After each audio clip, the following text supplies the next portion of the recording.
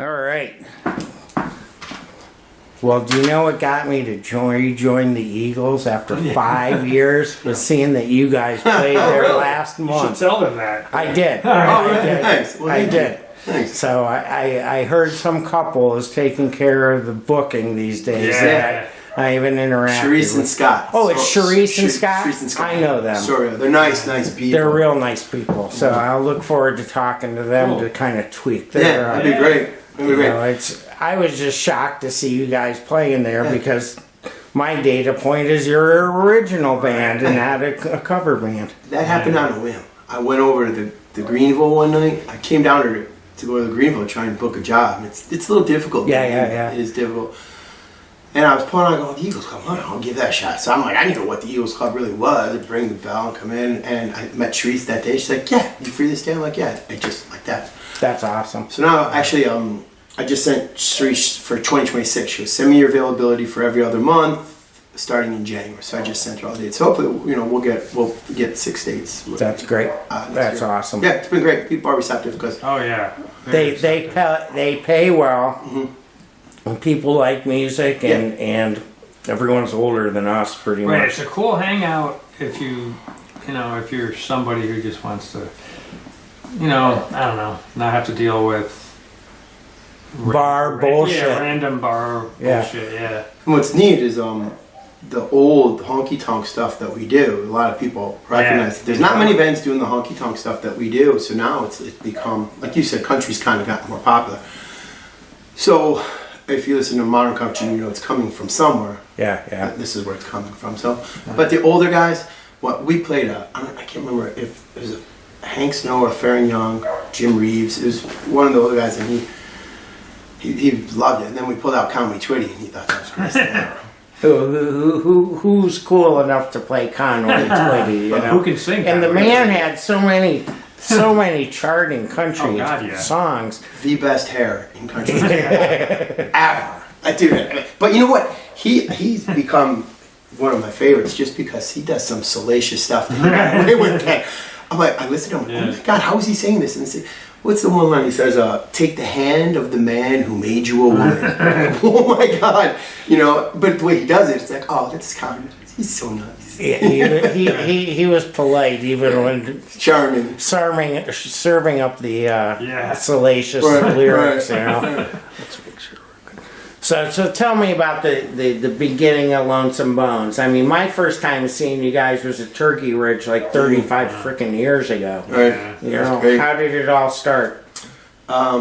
Started the band, and then I don't know if you know, Mark and I are first cousins. My father and his mother are brother and sister, and Mark and I actually went to grade school together. Where'd you guys grow up? St. Margaret Mary's. I was in South Eagle and he was in Cleveland Heights. Okay. And started the band, didn't have a guitar player. And my older brother said, you should ask your cousin Mark to play guitar. And that's essentially how it started. Yeah. We started playing at, was it Coconut Joe's? Coconut Joe's on Coconut Joe. Remember that place? Yeah. It wasn't there long. No. We probably precipitated its demise because we didn't know what we were doing. We were just drinking and playing music real loud.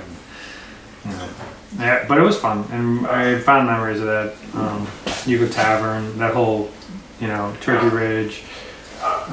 Turkey Ridge was great. The musical camaraderie at Turkey Ridge. When I look at the old ads for Scene and see Rob Williams and ACO and you guys and the Janglers or Jason and Eric Solo or whoever. I mean, it was such a musical nurturing place. It was a lot. I don't know. Do you remember that one bartender that worked there? He became good friends with him, Brian. Who ran Turkey Ridge? I never knew that. I can't remember the guy's name. I remember what he looks like, but at the Eagles Club, the young lady waiting. Thin girl with the blonde hair. She used to work there. She was a waitress there. When we started playing, she's like, I used to work at the Turkey Ridge when you guys played there. Isn't that crazy? Yeah, she didn't think it was the same band. When we go back, I'll interview her. Real nice girl. Everyone was nice. I mean, I thought Turkey Ridge, they had live music 7 nights a week and never a cover. Yeah. And the smartest thing that they did, and I made other bars, the few bars that do have bands should pick up on it.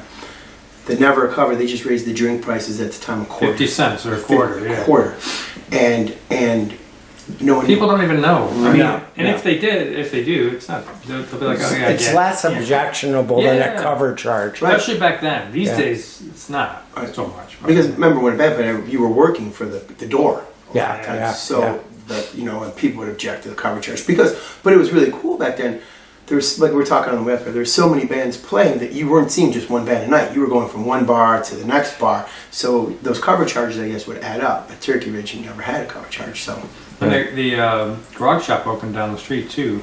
remember the original garage shop was the saloon. Yes. We used to play the saloon played as the well. saloon. Yeah, before yeah. it became the garage shop. Yeah. So essentially, this is three old men sitting around. 3 different bars in a 100-yard. Yeah, they were all in the same street. Coventry was where I got corrupted. I started taking the public transportation down there to go record shopping. Yeah. Oh yeah, everyone did that. Right? And one day I'm flipping through the bins and some old lady walks up to me and asks me, she thought I worked there. She's like, where do they keep XYZ? Right. And I walked her over to the bin. Yeah. The band XYZ? No, just Remember there was that yeah, 80s yeah, band yeah. XYZ, but yeah. No, this was in the I was gonna say, 70s. damn, man. John, good memory. And I know where XYZ. I can't remember what she asked me for, but I do remember Rich Shahinian, the owner of Yeah. Record Exchange, looking at me. He goes, "If you're gonna act like you fucking work here, then just work here." So you got a job? And I got a job. Every Saturday, I'd come in there and refill the bins Yeah, and yeah, stuff, for and sure, dude. That must- and they didn't pay me money. They let me take Oh. pay in records, so Hey. I wasn't an official employee.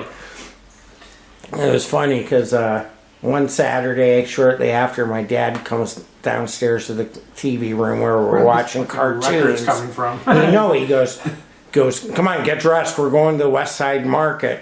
And I looked at him. I go, "I can't go. I gotta work." "Where do you work?" "The record store." "With those hippies?" Right.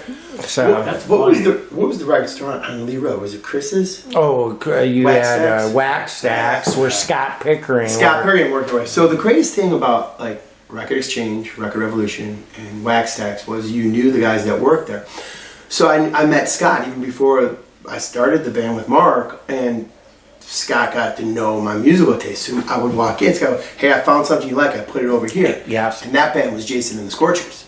Oh my God, this is amazing. So that was really cool back in those days. Was that the band that you was closest to what Lonesome Bones started as being? At the beginning, A lot of it, yeah. Yeah. Exactly. A lot of it took a lot from there. And essentially they were what they, those days it was called cowpunk. Country punk or Yeah, right. cow punk. Yeah, that's where it for me it was originally rockabilly and then into that turned into that, and then now where we're at is we're old men. Now we do the originals are what influenced those guys, So at the Eagles Club tonight, what percentage of songs will be original Lonesome Bones songs? we pull those out. Usually it's people who ask for them that have seen us before, so we try and do them when that's the case. Depends how we're feeling. The guys that we play with now actually know all of them, so it took a while because they signed on to play country and What was amazing, what we did too, I don't know, when we stopped playing was because Mark and I had kids. Yeah. Kids take precedence over anything. As all three fathers here can agree. Yeah. When I worked nights, I worked every other weekend at my job, so I don't want to be in a bar. I want to be with my kids. Well, we had kids at the same time, so now the kids are all grown, so we started the band back. But I was like, I gotta remember how to do some of this stuff. And I wasn't that good to begin with, so, But what we said, well, why relearn all the stuff we used to play? Let's learn new stuff. So him and I would sit together, for months, and why even do that? We always wanted to do this, so. yeah. So it's great. Now we're starting to pull the originals back, and then we talk about sitting down writing some more and reworking the originals to Where you are Where we now. are now. Yeah, we thought of doing like a whole nother version of all of these and adding. What, you don't want Mike Miller to own your music anymore? Yeah, right. We got along with Mike. Yeah, Mike, you just had A lot of people did. I got along with Mike. Mike financed this. Yeah, I knew. I'd forgotten it was on Wilbert's records Yeah. today. But to that point, man, that's no matter. how this all, it didn't end because obviously we're still playing. And I joke with my wife and kids, and I say, man, I achieved maximum success for minimal talent, you know. And what I mean when I say that, my wife will say stop, you know. But what I mean, what I mean by that is, someone actually liked the stuff Mark and I wrote. That they said, well, I want to pay to record this.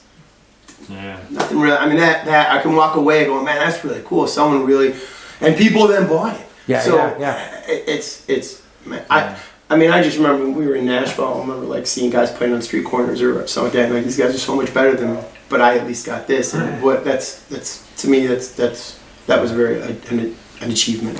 So is this the only Lonesome Bones album? Yeah. Yep. Yep. We had this live EP that we were starting to press, and then that's when everything kind of stopped. Like we got this really good live recording of like 4 songs. I can't remember. I think it was from Wilbert's, maybe, and it sounded really good, and we didn't even mix it down. The sound man there was great. He knew us because we played there quite often, so he was dialed in. And we made a couple of our own. We put in a fold in there and the jewel cases, you know, and all that. Then it was just like it would happen. I think again, the kids mostly, and then it's just at that point it just started kind of feeling like a job to play. Yeah. You know, how much you make money, and I just wasn't. I was working my job where I was working every other weekend, and this weekend I kind of lost. Now, I kind of lost its appeal. It's just like, now, how much money? What are we getting paid now? We don't even care about the money. It's just, that's a real good bonus. It's just really fun to go out. And actually, let's try and play this song, at least, you know, the best I can. Unfortunately, I got a nasty cold, but like today, but it's like, how can I sing this a little differently? How can I push it? You know, now it's not even about even being the frontman, showman, entertainer. We couldn't make it. It's just, how well can we play this one song? Yeah, right. Did you guys have any brushes with making it? Wilbert's. Yeah. And then, you know, we moved to New Orleans. We were down in New Orleans for many years, and that was just, you know, we were down there for quite a few years, playing all around. To play New Orleans on the regular, which we were, was good. That must have been amazing, being in one of the music capitals of the world. You know? We went up to New York City and played a bunch of times. Played Thursday, Friday, and Saturday nights up there at a bar, and to me, I felt like yeah, that felt good. I felt really good. Driving up, we had a place to stay. Another musician, Bob Basone from the Walking Clampets, was living up there, and he let us stay in his apartment. Stayed Johnny's. Johnny Teagles. Yeah, and Johnny sadly enough passed away. They were a huge influence. Johnny from the Walking Clampets is the one who helped us get our first PA system. Took us, and they really took us under our wings. He got me my electric guitar that I still have. They used to let us open up for them at Mother's Junction. Mother's Junction. Yeah. They were just super nice guys. Very nice guys. But you know, so there we were, and I felt like, man, walking. We played. I remember there was a bar called the Avalon on 2nd Avenue between East 85th and 86th, owned by these crazy Irish guys. And I remember walking down 2nd Avenue carrying my guitar. I'm like, I made it, man. I'm in New York City now. I'm walking down the road with my guitar. It was like similar to John Travolta in Saturday Night Fever, carrying the paint can, eating the pizza at the beginning. You know, there was a strut involved there, but it was just a good time in those days. Like I remember we were playing. MTV had this thing, MTV Dance Club or something, and all the professional dancers came. They were all in the bar dancing. We were playing. I'm like, this is crazy. Wow. So that, you know. That's essentially the success. That's how we met Rich too. Yeah. He came to kind of produce this in a way. He used to come see us all the time. Richard Patrick from 9 Inch Nails Filter. He produced it. So he was a really good guy, really nice guy. He did it for free.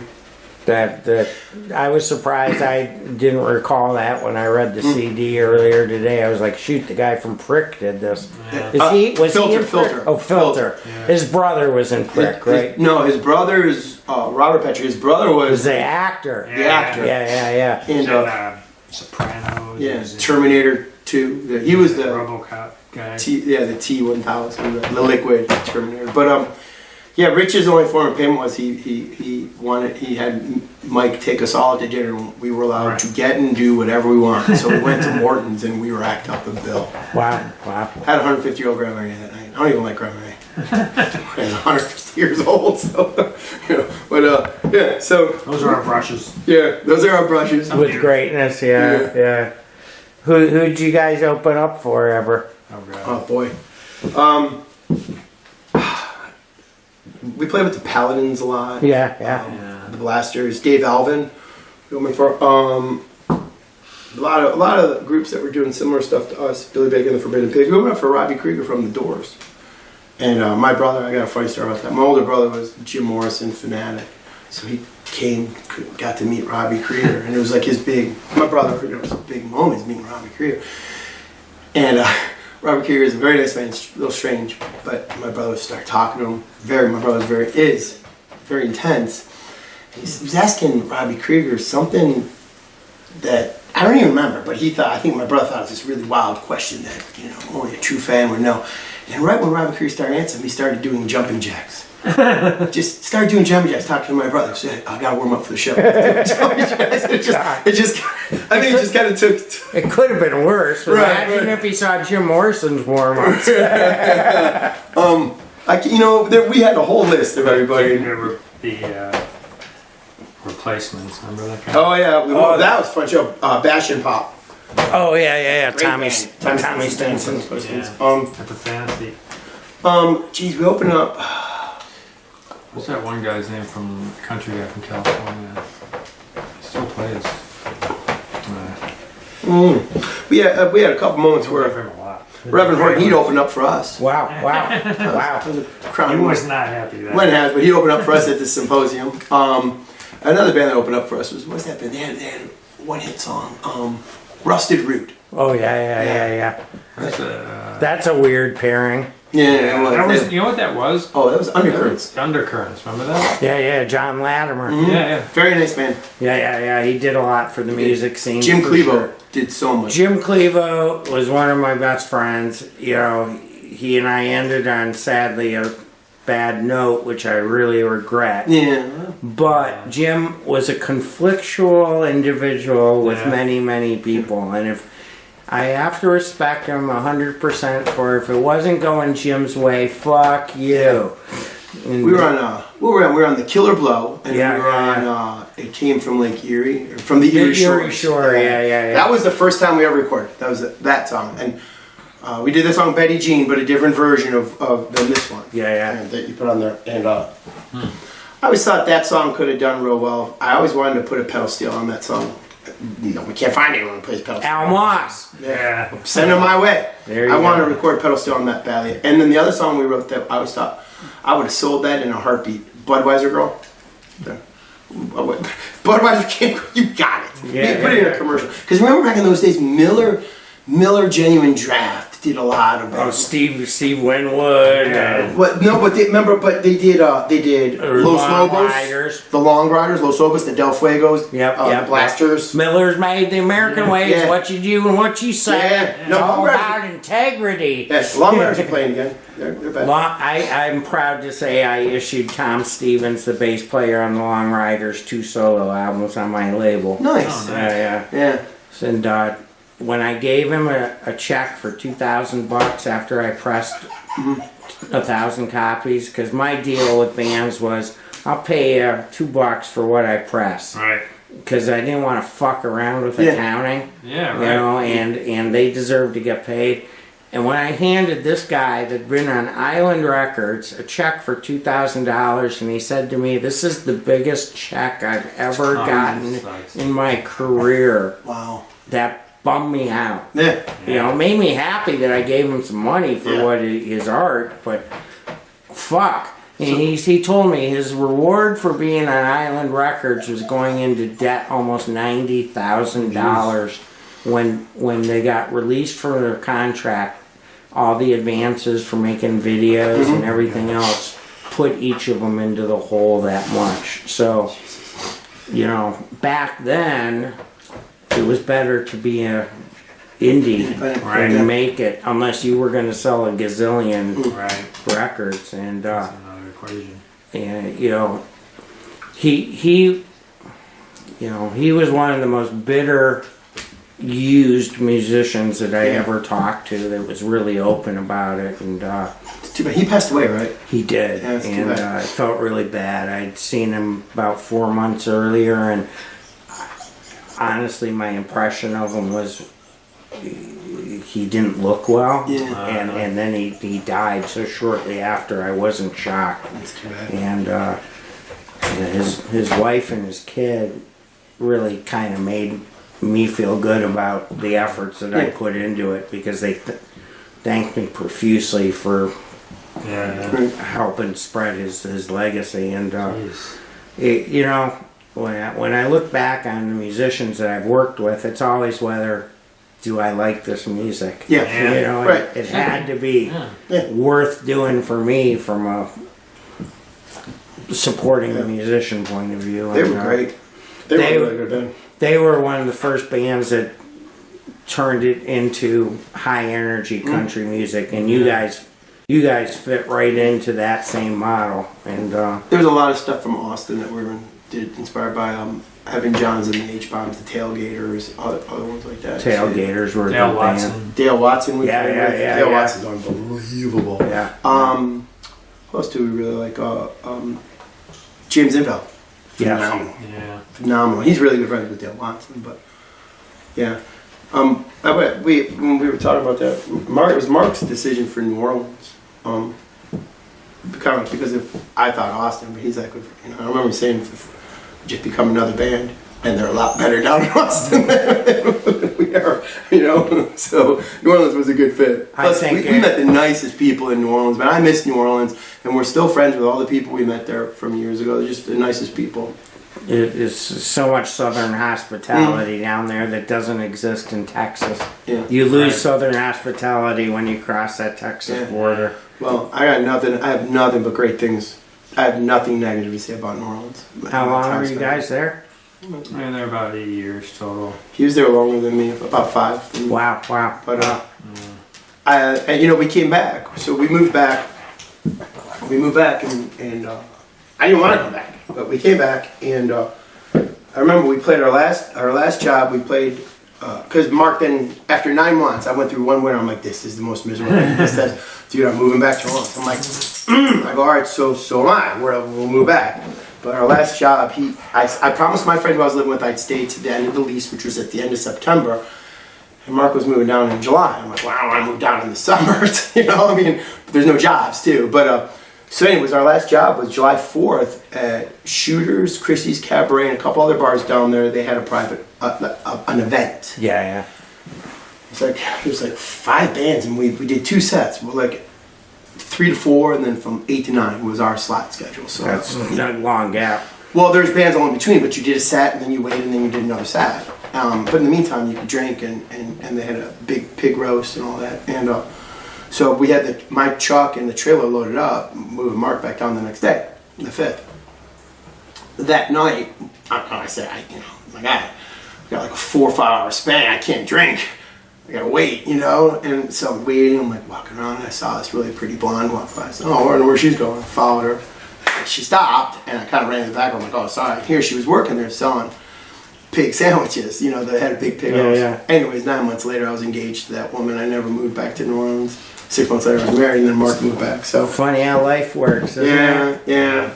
But but we got engaged in New Orleans. I took her down. So, anyways, not to divert into personal stuff, but it's just that's one reason we get. So when did Lonesome Bones resume playing? Well, When we came back, first time we started doing shows immediately because we were really well oiled at that point. We had to find new guys to play with because the guys that we were playing with in New Orleans stayed down there. Sure. So we found some guys, and we got into the Rock Hall. We actually played a bunch of years in a row for Elvis's birthday in January. We did.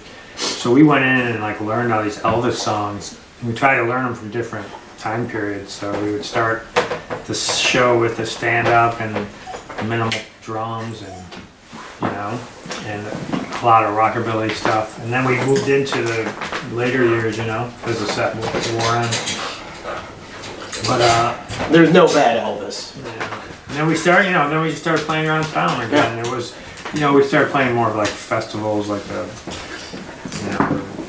Rib Burn Off and stuff like that. And that festival we played with those guys in Korea.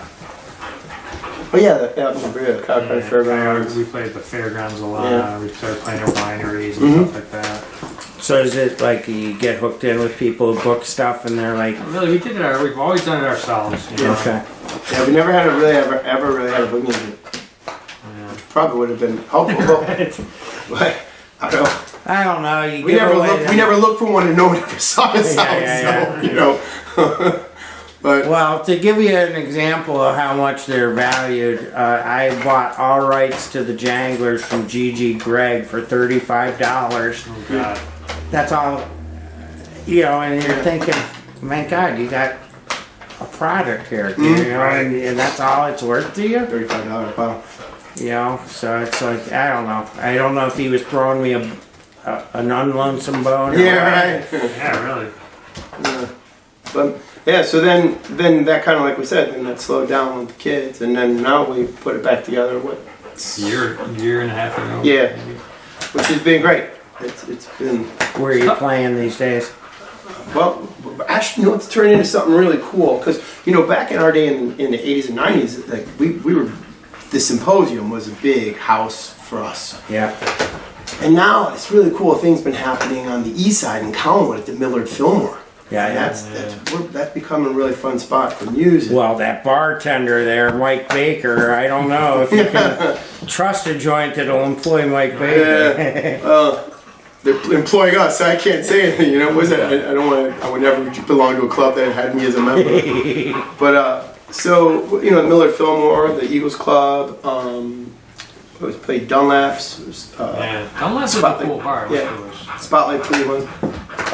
Korean's doing a lot of good things. Yeah. Oh yeah, she was big back in the day with what was it? Acoustic hookah. Yeah, that's right. Thank you. Yeah, she was their big. She did a lot. The merch girl. Yeah, That's what yeah. she called herself. Yeah. So we, you know, anywhere that'll have us. Yeah. Trying to The think. best part is the hours are a lot better, man. If anything good came from COVID, it was that. Yeah, yeah, Because yeah. if you ask these two old men sitting here, 10 to 2. No, I don't think so. It's too late. But 7 to 11. It's hard to make it till 10, isn't it? Yeah, right. But so. Things sure have changed in the live music industry. But what you get 35 paid years. hasn't. So that's Right. good. Consistency is really good there. That's good. That's good. Getting paid the same amount we did in 1989. Yep. $100 a man. Well, I am pleased as punch to be able to see you tonight, and you guys helped drag me out of my post-COVID hole. Excellent. Got me to rejoin the Eagles. I saw you were playing there last month. I'm like, I filled out my application 2 Nice. days ahead of time, and they didn't approve it in time for me to see your gig then. You should have called me. You could have came in as a guest. Yeah. But I tell you what, it's a cool place, and they're super nice there. And it's if it was closer to where I live, I'd probably join just to go hang out because it is a nice, fun joint. It's a good place to eat, drink, and, Yeah. and see music, and, Right. and it doesn't break the bank. Remember, and you know what you're getting into when you walk in the door. You know, Yeah. and that's a good Yeah, thing. what are your choices out here? You know? It's either down there Or the Greenville, and which is fine, but it's not that. yeah, you can do both in the same night. Right. So. Right. Yeah. And if you want, put on some skates before you'll exercise. There you go. Well, thanks for having us, Ken. Thank you very much. I appreciate the time and the effort and the music. Absolutely. Thank you. Thank you. Nice to meet you, Mark.